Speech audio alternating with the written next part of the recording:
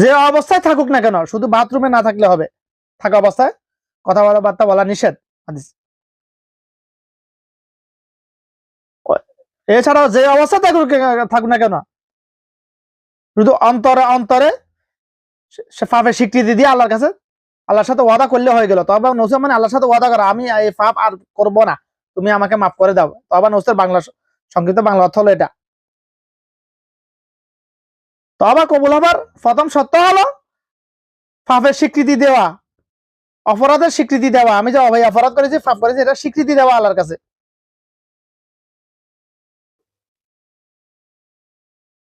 হাত তুলে তওবা করতে হবে জরুরি নয়, হাত তুলে মোনাজাত করাও জরুরি নয়।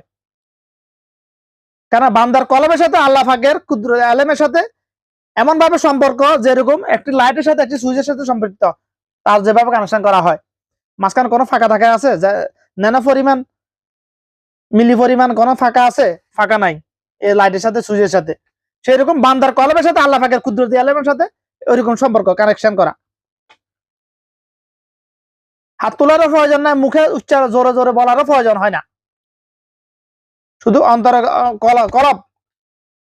কারণ মানুষের কলবে যেটা মুখে ওটাই তো ফুটে আসে, আওয়াজ হয়, আওয়াজ হয়। যার কলবে একটা মুখে আর একটা, সে তো মুনাফিক।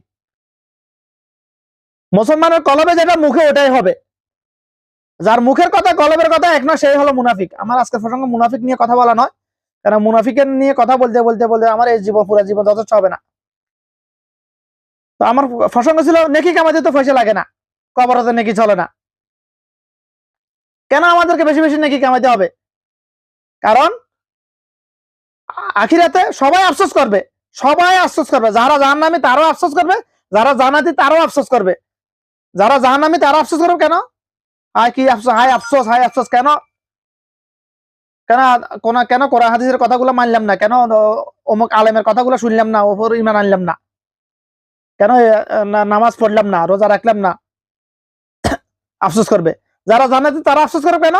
হায় আফসোস, দুনিয়াতে কত সময় অবশ্যই করেছি, এই সময়টা যদি আমি এই জিকিরটা করতাম, এই সময়টা যদি এই কাজটা করে করতাম, এই আমলটুকু করতাম, কতই না আরো উত্তম, আমার মর্যাদা আল্লাহ পাক কতই বেড়ে দিত, বাড়িয়ে দিত। সে আফসোস করবে। এই কথাগুলো আমার মন গড়ার মতো কথা নয়, আল্লাহ রাসূল সাল্লাল্লাহু আলাইহি ওয়াসাল্লাম বলেছেন কথাগুলা। কিন্তু সবচেয়ে বড় কথা হলো নেকি কেন কামাইতে হবে আমাদেরকে বেশি বেশি? কারণ আল্লাহ রাসূল সাল্লাল্লাহু আলাইহি ওয়াসাল্লাম বলেছে, তোমরা কি জানো সবচেয়ে বড় মিসকিন কে? সাহাবীরা বলল, প্রথমে বলছে যার কাছে দেড়হাম দিনার না, টাকা পয়সা কম নাই, সে মিসকিন। আমাদের দুনিয়াবি ক্ষেত্রে এটাই এটাই হলো মিসকিন। কিন্তু আল্লাহ রাসূল সাল্লাল্লাহু আলাইহি ওয়াসাল্লাম বলছেন না, তারা নয়।